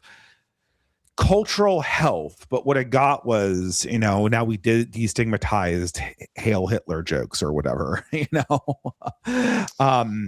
is, that, and that probably will be the legacy, but, all this does, I mean, in many ways, the new atheist movement for that very reason was a complete failure, because they made a return to the sort of anti-liberal traditions almost a necessity, such that, when you look at the positive things that Dawkins identified about the West in the early 2000s, we laugh at those things now. Like, this is insane. And it's insane to think that they would emerge organically out of a secular society, such that now the Dawkins of 2026 in his decrepit state largely is just posting against the Dawkins of 2000. So, I feel like all of these declines, all they're doing is just re-underlining this desperate need to kind of create something that really can only exist in kind of this mythologized moment, right? And the real struggle is, okay, now nothing is sacred. Now we can make fun of the Holocaust and Anne Frank and 9/11, and Hassan Piker can say that he's a Maoist or loves Stalin or wants to do whatever to white Americans. Now that everything is horribly blasphemous, what comes out of this moment that isn't just totally chaos? What comes out of it that is, that what's the answer to all of this stuff? Like, what is the answer to something that's not Hassan Piker or whatever the equivalent of Nick Fuentes, I guess? I think a lot of the discourse that I hear, at least, is like there's kind of a, I don't know, like a blind spot that a lot of people have, that like they kind of want like a return to the 50s almost, but they don't realize like how puritanical the 50s is. It's like, yeah, like it's not going to kind of be what you want. You want like a nation that looks like Andy Griffith, but like you don't realize how like puritanical Andy Griffith is. Like that's a very very Christian, like all these guys that like, they say fuck and motherfucker, and you're not getting the like, $140 hand job in the Andy Griffith 50s world either. No. Yeah, so they, it's kind of what they want. They want like a Rockwell painting, but they don't realize that it comes with like a lot of like their speech would be curtailed pretty heavily in something like that. Well, so I think like JD Vance. Yeah, go ahead. No, I mean, I'm just saying, I mean, like you can, what people really miss about the 50s is they miss the sense of spiritual vitality that was everywhere in America. I mean, we have this idea of the 50s being kind of the stodgy Andy Griffin, Ozzie and Harriet. I don't even think I've ever seen that show once in my entire life, but I know of it because it's associated with the 50s. But if you went to New York, my father lived in New York in the 50s, and he said it was the most vibrant place culturally he's ever been in his entire life. It was just everybody was doing something that was like going to change the world imminently, and you could feel the vibration everywhere. And that's what people want. Even religious people want that as well, right? Religious people institute norms and boundaries because you need boundaries and norms to create space for life to happen, so that not everything's drowned out by blasphemy, right? But no one wants to take that step, right? No one wants to be the person that does that hard first step. And I think that we're just experiencing is kind of a decline until that hard next step is just, this just needs to be done. It just has to be done. Someone just does it. Yeah, a lot of these guys, they want, they really want like their virgin, like young wife, and to go to the strip club. And it's like you're not like going to get both of those things. Yeah, of course. There's like I mean, maybe you could, but like they want a society that provides a bunch of like young virgin, potential wives, and also, but they don't really want to be like puritanical themselves in that sense. Like they want to, they want to have their kind of their blasphemies themselves and stuff. So it's not going to work. Like I think that a lot of people don't realize like you're going to have to give up a lot of things that you like for something which I don't think people are willing to do. I also think go ahead. I would say you will know that we are coming out of this phase when you see young men joining monasteries and becoming ascetics. That is the I mean, it might be a while, it might be another generation or two before you see a movement back in that direction, but that is the point where kind of cultural winter becomes spring again. I don't see it happening. The monasteries. I think they're going to be playing GTA 6 and shit. I don't think they're going to be going to the I'm not saying everybody. I'm not saying like a mass movement. I'm saying you'll see some. You'll see some people who are looking in that direction. Yeah, I'm saying, I think from my perspective, coming from like a very like evangelical Christian background, like the closest thing that I've seen to what these guys want is actually in like the evangelical Christian world. Like a lot, like what I grew up in, like a lot of the girls were virgins when they got married. Like they got married really young. It was pretty white. I mean, as white as can be in America in this day and age. But like they would consider a lot of the rules and stuff like that to be very cultish. Like I just know they would. Like, I mean, I grew up, you couldn't play like violent video games. Like you couldn't, like it was very puritanical. So it's like they don't really know what it's like to grow up that way because they grew up kind of like maybe ethnically Christian, but like they don't really know what that looks like. And I think I know have a closer idea of what that looks like. And in my later years, I'm kind of like a rebellious figure anyway, so I kind of rebelled against that, So it's like I've Pub's seen kind of both like sides I don't know if you know Dave. He's kind of like a bad boy. He's kind of like a rebellious figure. Yeah, I'm a real rebellious bad boy. I mean, he's kind of gonzo. Real gonzo. No, but I mean, like, I would be considered that within my like community I grew up in.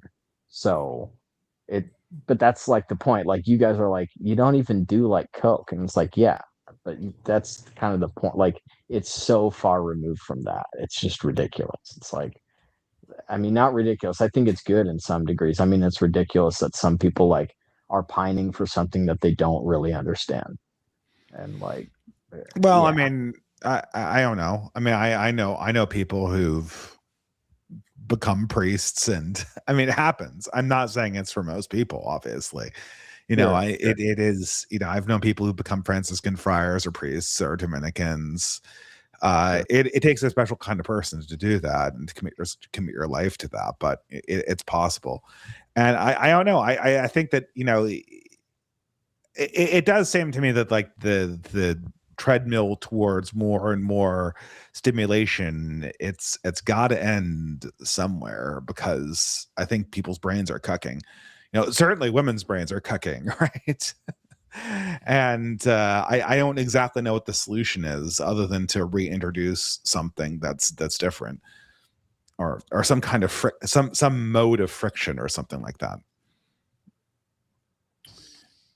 This baby killing should be like Trump's martial law moment with like medication for women. He should deploy the National Guard to take away Prozac from like all women nationwide. It should be the Reichstag fire. Those SSRIs. The Reichstag fire of yeah. Yeah. Or like Australia, where they like buy back your guns. They should offer women like coupons and gift cards to like give back their Prozac. Give us your SSRIs and you get this gift certificate to Bed Bath and Beyond. Yeah.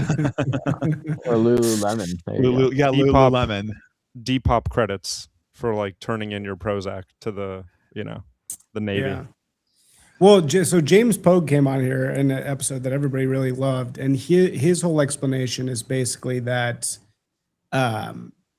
so it used to be the society kind of can decide whether or not it rewards risk taking and sort of financial speculation, or if it rewards like saving and, like prudent behavior and, saving up and all this stuff.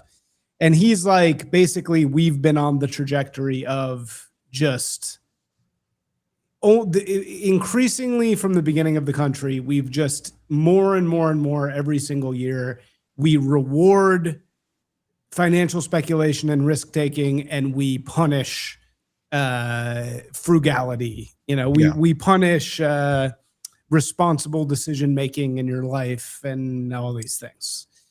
And his thesis is that basically that has come to such a head that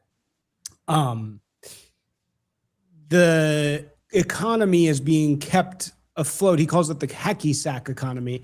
It's being kept constantly like pushed up by these arbitrary acts. And the Iran war is one of them. And, there's all these kind of things that we have to keep doing in order to sort of simulate this fake economy being pushed up forever. Yeah.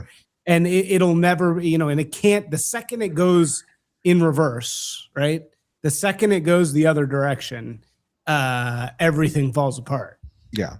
And then this would correspond the cultural permissiveness and encouragement of risk taking and ever escalating dopamine hits. This corresponds also to low interest rates. How much money does time cost is the question, right? It also corresponds in psychology to high or low time preference, right? And if you think that we're growing, then you want to be constantly investing and constantly printing money and constantly taking these huge risks, and because there's always going to be a better horizon for you. But if that tapers off, then the whole system just kind of putters out, and then we're in a radically different world than the one we occupy currently. Yeah. That's not very cheery.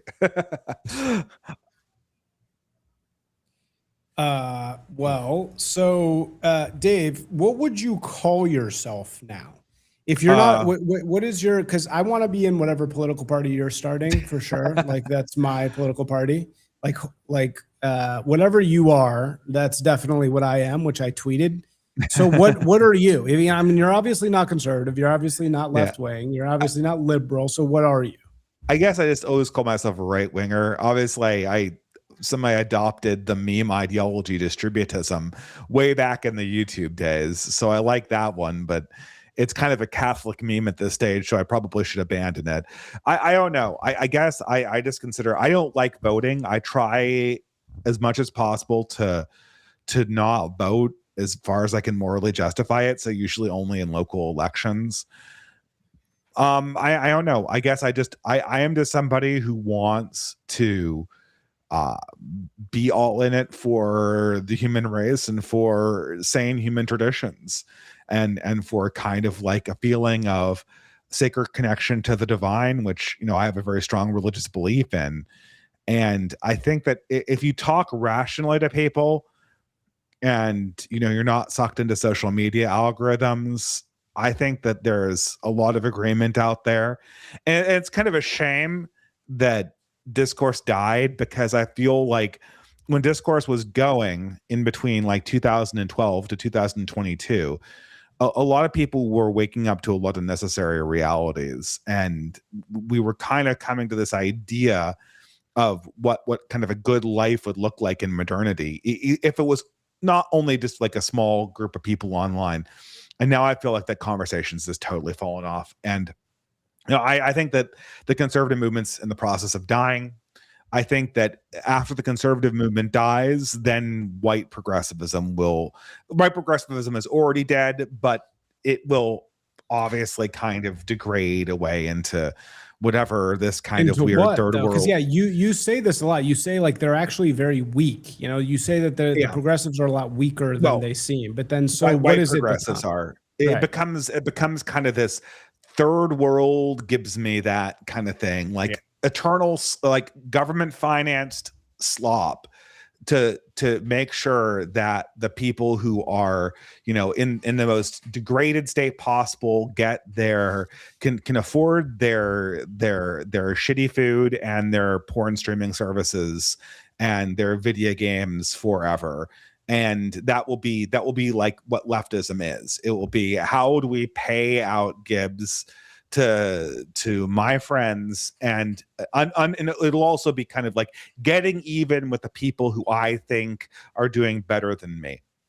And there'll be an alliance between the third worldists who want to kind of like suck the marrow out of Western civilization so that they can, you know, they can live out the life they think the first world had at some stage, which will obviously be highly degraded. And then that they will coalition politically with people whose main meaning in life is just getting revenge on the people they think did better than them or are responsible for them not getting where they wanted to be. And that's going to be the political coalition of the left. And they'll come up with some phony baloney, like, revolutionary front page version of itself. But this will not be, in my book, that what I described there, that's not leftism.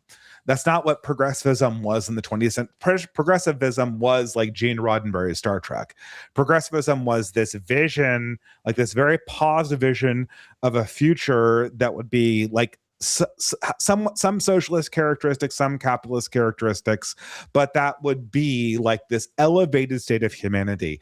That is what is dying, right? All of their ideological visions, their aesthetic visions of the universe going forward, that is going to be subsumed behind Gibbs me that, and I want revenge against people who I think screwed me over or screwed my ancestors over, or the boyfriend who didn't marry me.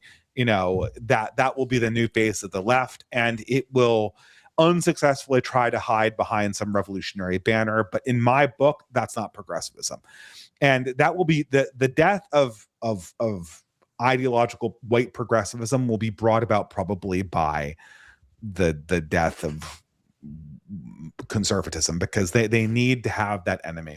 And I think what will emerge, what I'm hoping will emerge, is the coalition that opposes that kind of Gibbs me that we want revenge thing will be a coalition of people who actually want to have a future for human children, and they want to have they don't want Gibbs, they want a life. They want, you know, a path that humans can work and live and die and strive and create beautiful things and build communities that has friction, that has the ability for people to actually thrive in capacities we would identify as being virtuous. And does it matter that, you know, you're the girl boss? Does it matter if you're the person who's getting hand jobs for $160? No, let's put that aside. Let's focus on like what the good human life is and what the healthy human life is, and then procure that for communities of people. I'm hoping that will be the opposition to whatever comes out of this Hassan Piker world that is obviously, you know, the thing that's in ascendancy or soon to be in ascendancy. So yeah, all right, go ahead. Was that too bleak? No, I have no comment.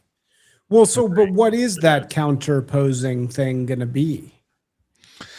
Well, I mean, the problem is that I don't think it's really come into existence yet. Yeah, I think that it is going to come. I think it's going to come from the right. I think that you see the beginnings of this, and, you know, the people who are kind of, you know, I mean, I don't want to point to anyone in particular, but, you know, the people who are kind of looking at post-modernity or radical post-modernity, like the death of modernity, and they're asking themselves critical questions about what the good human life is. Those people will kind of start putting together some things. And then, you know, I think also that there might be, you know, once you have sort of this also could be accelerated by multipolarity too. If there is the dynamic internationally is just dominated by the history of imperialism and this idea that Europe and America are rich countries with infinite amounts of money, and everywhere else is just like the third world and is developing and needs to get money from them. And once that dynamic changes and elites in these other countries have to deal with sort of similar problems, I think that there could be a lot of different perspectives that emerge from that. But who knows, right? There's got to be some way to organize people that is not just infinite Gibbs, infinite slop, and let's keep that process going, because and infinite and revenge-based politics. Well, I feel like in LA, I've really been given sort of a front seat to this, because we have two things happening in LA. One, we have total leftist takeover, and the brown leftist type of takeover, right? Mm-hmm. Like the total, have you heard about this thing they're doing? Nithya Raman and Karen Bass, they're the same. She's, which one's further left? You don't really know, but do you see this thing that they're doing with the election donation matching? Have you seen this? No, I have not seen that one. Yeah. I saw that the weird shenanigans that went on in the primary. Oh, well, that was the most egregious election feeling I've ever seen in my entire life, by far. And that was sort of evidence of where we're at, like what time it is in LA, which is that it's just over completely. They're doing this thing now, and Bass just got criticized for it. They've actually done it this entire election cycle. But so under the guise of equity, they give $5 of public money for every $1 given to a mayoral campaign. Right? So Karen Bass records this video being like, every dollar you give to my campaign gets 5 times by taxpayer dollars. So how is that even possible? Everybody's like, well, what are you talking about? You can't just take public money and give it to your campaign. But she says, crazy. but the excuse is all candidates get to do it, right? So all candidates supposedly get to 5 times their donations. Wow. With public dollars. So me, one of the few people who actually pays taxes in this state. Yeah. My money is being stolen and given to Bass's campaign times 5 for every dollar she gets from a normal donation. This is crazy when you take it to the aggregate, right? Because that means that the only smart way to spend your money is to then just spend your money donating it to the other side. Yeah. And so the government is literally paying one person to dig a hole and the other person to fill it up. Well, right? I mean, it's zero sum, right? So if the government gives $4 to Bass and then $4 to Ramon, and they're in competition with each other, that it's done functionally nothing, right? But they're not in competition with each other. That's the thing. The thing is that they know they will never actually face any real competition. Look at what they did with Spencer Pratt. This was a big reason to cheat Pratt out, because they know me, right? I don't want to give money to Bass, but since they know they're never going to not be in power, they're so entrenched, they are never going to lose power. The only candidates that are going to survive are going to be left candidates. So therefore, all the money that goes to elections, period, gets multiplied times 5 by people like me. Yeah. It's an absolutely insane system. And that's like where we're at. So you have that going on. They're just totally have taken over completely. Like there's no chance. The right has absolutely, and the right's a joke anyway. I mean, the conservatives are the biggest joke in the world, in California, truly the worst. But simultaneously, you know what else we have here? We have El Segundo, which is like the new American dynamism, right-wing, entrepreneurial military thing. Tech. And what I was hoping, what I was actually really hoping was that would be the new right. Like I was hoping that's where I could go. I was hoping, you know what? I'll become one of these American dynamism guys. Yeah. And it's not happening. That's not the right. I think because of the Iran war, if we hadn't done the Iran war, we could have all gotten behind reindustrialization and rearmament and American hustle and Elon Musk and Palmer Luckey and all this stuff, right? We could have gotten behind that. But now that the Iran war is happening, I don't feel right going and like I don't want to get involved with just like mass murder of random people. You know, I don't want to be involved with that. Pussy. Yeah, I know. Sorry, Masad. Sorry, Masad. So it's like, where are we gonna go here? Children. How can I do a brand deal with El Segundo now? Yeah. I don't. I will definitely do brand deals with El. Don't get me wrong. I'm not saying I'm not doing brand deals with El Segundo, but yeah. The question is where does non-progressive money or funding come from? This is sort of what no one's really answered, is that the progressive movement in its dying form is funded by the state. And it's funded. It's crazy how much money flows into the left when you really think about it. It's crazy how much money is flowing into the left when you really think about it. And it's something that we really can't imagine, sitting right here. Everyone here has to slave away to the algorithm and try to make a living with our own wits. The left just basically collects on it, and they have the youth of America kind of delivered to their little seminaries for college, and then they make a tidy profit on this process. It is something that I think we will need to think about when there is a political realignment. And I think in the meantime, all I have is just do things in parallel, make your own projects as cool as you possibly can, leverage the technologies that are available to us and the money that we have. I see a lot of promise in this direction. The right culturally, as far as I'm concerned, which just means people who are not progressive, it's doing great work. It's the most interesting place to be. The most interesting writers are on our side. People that they're actually moving in directions that feel fruitful. It's been a great revolution in that regard. There's just no money. Yeah. And there's also there's no political formula that can really transform all of these individual markets into a movement. And the only thing that really could would be some kind of forceful personality like a Charlie Kirk, but with much, much larger ambitions. And that person hasn't emerged yet. But the possibility is there because the talent is there and the will is there. And the sort of need is there, and I feel like we're just kind of waiting for the right time. I think a lot of what sort of limits the right wing is they're like, oh well, we just don't have enough time to pull off all of these cool projects. Like the time is running out for us. Yeah, I guess so. In the sense that, can we keep the world of the 20th century around? That probably is already faded away. And I'm not going to celebrate this. I'm not going to celebrate the financial collapse or any of these other kind of crises that are on the horizon in the next 5 years.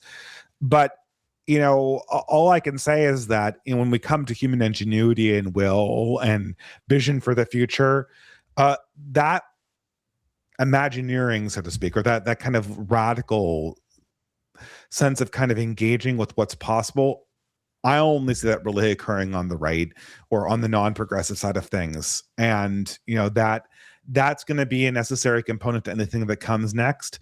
And hopefully the work that we're doing here to kind of spearhead that is going to be a component to what comes next. Dave, do you think there's ever, I know you're a big Yarvinist, as am I, but do you think that there has ever been a right-wing society ever? Because, Yarvin's whole thing is like, no, the entire, everything always has been left wing, for the past 400 years. I guess I don't see, I think, look, I mean, like right wing and left wing represent different modes of thinking politically. Like that's critical to understand. And like, but history always flows to the left because it's a civilizational cycle, right? So if you're pushing in the direction of the civilizational cycle, then you are essentially thinking in a leftist mode. And if you're pushing against it, then you're in a right-wing mode, so to speak. Now, there are things that, like, things can't keep on going in the left-wing direction. So circumstances are going to have to, at some point, like, set society back on a footing that we would look at and say that is more right wing in the kind of spiritual sense. And that has happened many times in history. You're right. There's no political movement that's like, I am a right wing political movement and this is my 10-point plan to take us back in a right wing direction permanently. That hasn't happened. There have been lots of movements that have successfully arrested or slowed down the civilizational cycle. There have been many instances where the civilizational cycle does a turn, and the society that replaces the previous society is, by all measurements, kind of more right-wing, more religious, more traditional, more kind of regulated, so to speak, more ordered, I should say. Not oftentimes it's less regulated in the strictest sense. That has happened, but those have always happened through sort of more organic means of history. And there have been many, many times where people have stepped in and kind of, like Caesar, like Napoleon, have just kind of stopped the democratic process from pulling in this direction and have gone in radically different directions. I think when we say there have been no left-wing, there have been no right-wing movements, you are correct, because there are no movements to the right, this is why conservatism sucks so much. There are no successful movements in the right that have been that have worked like the left, where like you create a political party and you create a bunch of reforms and you slowly push the society in the right-wing direction. That is a futile direction. Right. There have been lots of people who've created successful parallel societies that have been more right-wing. There have been lots of monarchs that have taken society in non-left-wing directions. Usually it's like something that is in like a third direction, kind of like Napoleon. There have been lots of like resets that have happened that have gotten things back, like something has happened to get society in a right-wing direction. But movements and things like that in political parties, those don't push in right-wing directions. Hitler, right-wing. Hitler, yeah, I guess so. I mean, Hitler, if he had been successful, would have been a Napoleonic figure. And that, like, when you look at fascists like Mussolini, they're very much thinking of themselves like, okay, so there's the right-wingers who want to have the monarchy, and there's the left-wing communists, and I'm doing like the third direction thing, right? And when you look at like Franco's like this, in my opinion, like Hitler done better, right? I mean, like, it's just without the crazy stuff, right? And without like the insanity. We work in branding, and that's a hell of a tagline. Hitler done better. Hitler done better. That's there's lots of things to criticize about Franco, right? But like, Franco is very much this figure who's just like, about Franco. I am just like, I am just on Team Sanity. That's Franco's brand, right? I'm on Team Sanity. If you are insane and you want a future for your children that is not Stalin, follow me and we'll figure something out. And Hitler funds him or whatever, and I'm sure Franco did tons of bad shit. I'm not excusing that, but it's this is Franco is very much a Napoleon type character. He's one singular vision, and he's not strictly going in the right direction. He's just doing his own thing. And, unfortunately, he's not able to arrest sort of the religious cycle in his own society, which is what Spain's suffering through right now. I have a feeling, like I said before, with the whole mysticization stuff in the sort of the death of modernity, that this religious stuff is naturally kind of coming back. I feel it. It's not like I want it to come back. I just feel that this kind of atheistic materialist way of describing social phenomenon, I want it, not it's going to happen. It just manifestly is right now how I feel is the most organically, like, imminent way to describe the universe that I am in is through spiritual, non-materialistic, religious language. And I have a feeling that the sense that I'm getting right now is the seeds of a force that is going in the opposite direction towards progress that will probably not in my lifetime result in a situation that is manifestly to the right of, modernity.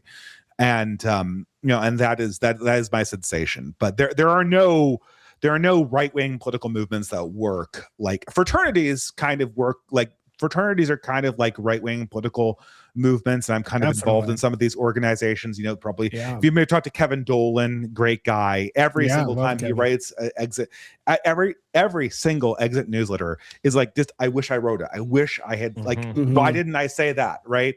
He's doing a similar idea. Fraternities of men kind of work like political parties going in right-wing directions in some sense of the word, but they're not mass movements, right? Like they have membership, they test people, there's quality control. It's not less like, oh, hey, here we're moving in this random direction and add your body to the number of bodies that are eating at the trough. I think that fraternal societies work, and they do good, and they pave the way for things that are better, maybe Napoleons, maybe religious revivals, but they're categorically a different thing than political movements. Like Kevin Dolan is not the right-wing version of Hassan Piker, and it's very, very important to understand. He's categorically doing something that is just categorically different. He's overused categorically, but he's just doing something that is absolutely different than that, right? And the same thing with OGC and all the other groups that try to do similar things, right? And that is what good politics in the right-wing direction looks like.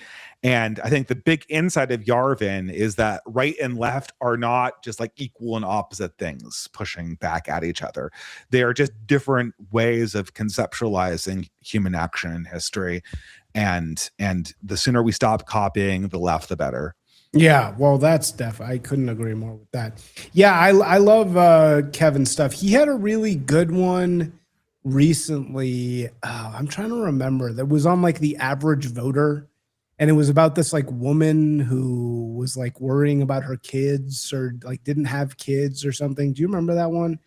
It was a recent one he did that definitely like. Well, there was the one about Lindsay Clancy that he published recently, where he talked about what these I Stand With Lindsay women are complaining about is not, they're complaining about having to live in modernity, doing a pre-modern having a pre-modern life.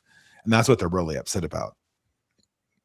And, I don't know. I don't know the exact one, but no. That was the how to appeal to normies. That was that was it was genius like one. That was the one. So his wife went to a pedicurist, right? And so like, what is this woman like? She's a conservative. She's like my in-laws, right? And I had this exact experience myself. Like, you talk to these in-laws, they watch conservative news, but they are disgusted by radical politics. And if I were to tell them my Yarvinist opinions, they'd probably kick me out of the barbershop or whatever while they watch Fox News, right? And like they want to just kind of keep things comfortable and nice. But the one thing that isn't nice about their lives is the fact that their children have all been able to replicate their own life. Right? Like all of their children, they're not having kids, or they're highly downwardly mobile. And it's that spiritual crisis that the right wing when I say the right wing, all I mean is every single person that is not a conservative or a leftist. That is what right winger means. Okay. The right wing needs to target that and build organizations that fill that spiritual need. Because if we go to these people, and say like, we're going to destroy your society so that like King Curtis Yarvin can, institute Techno Reich 2.0 or whatever, they're obviously going to balk at that. But if we can say we're the organization that creates a future for your children, and no one else is promising that, that's a whole different story. I think you're right that so this piece that he wrote was called The Secret Anguish of the Median Voter. Yes. And it was like about this like woman, this like hairdresser or something, like woman who's like just getting blasted with NBC in her face all day. And right, it's like he's saying she should care about her grandkids, but she's like sort of being made to not care about her grandkids. This one was really interesting because it was sort of like a profile of the median voter that he did. I think that you are correct, Dave, and this is very Yarvin, that it's like the right is the other, right? It's the other. It's like you're filling out the survey and the right is everything that's not leftism. That's basically what the right is. And that's why you see that bitmap of, left-wing thought, and it's like this really, really narrow thing, and it's like this really like tight circle. And then right-wing thought, it's like all over the place. But it's like technically all these people are on the right, but they don't really, there's no cohesion. But I do also think simultaneously, though, that it's like, yeah, that is why societies are left-wing, because societies are built by ideologues. They're built by people who are not the other, right? Because the other is just, as we said earlier in the show, the other just wants the bag of Coke and the jet ski. We just want the second house and some girl. You know what I mean? Like we don't. I'm saying the desires are a lot simpler. Whereas on the left, the desire is to be a conqueror, right? Which is, you call Mamdani all the time. Mamdani is the person who's doing politics in this moment correctly. Well, and I love when you say he's a conqueror, which is true. Yeah. He's very much like Donald Trump that way. Yeah, he really is like a counter to Trump. If we could have told there's lots of guys like Charlie Kirk right now. If we could tell those guys, you need to be like Mamdani and not like the next Rush Limbaugh, that would be phenomenal for the right. That would save the next generation. Yeah. But I think that the big advantage to all of this, of everything we're saying, is that the other category is demographically much larger than the left category. There's actually way more of us. There's way more of us than there are of them. It's just that they are miserable and their whole lives are dedicated to resentment and to, all these things that everybody always says. I don't need to get into the whole complaining about communist thing. I'm just saying they're ideologues. Obama is writing poems about flying through space and having sex with men when he's 22 years old. It's like normal people. We're not doing that, man. We're just going to class. We're just, oh, hey, can I get a good grade? Can I have fun? And most people are right wing. I really think that most people are right wing because they are the other. They're the other, right? And I think what Trump did so well was kind of make a coalition out of those people who were just like, I'm just a normal person. I'm not some weird I'm not some crazy identity. I remember going to AmFest and hearing Trump talk. The things people cheered the most about was the trans stuff. It was always the trans. It was always the MAGA people that got the loudest cheers every time. It wasn't, and so it's they don't normal people like being normal. They don't want this weird stuff. So I think that's our biggest advantage. It's just we get so BTFO'd all the time by highly funded, really smart organizations on the left that know, they're so much more advanced than we are. They're so much more developed. They have lawfare campaigns happening years in advance. And we're just kind of monkeying around, Yeah, well, they're one thing and we're not. And this is the thing. Most people are right wing in the sense that when they regard the things that they really care about, when they think about their children. Here's a good example. There was a survey that was going around on X a few days ago where it was or was it Rob Henderson that was going? He talked to a bunch of parents, and he would ask conservative parents, who's having a harder time these days, men or women? And the progressive parents would be like, oh, women, of course, women are oppressed. And you go to conservative parents, and then you say, oh, who is having a harder time now, men or women, young men or young women? And they say, oh, probably a man. And then he asked them, okay, who are you more worried about, your sons or your daughters? And both groups said, our sons.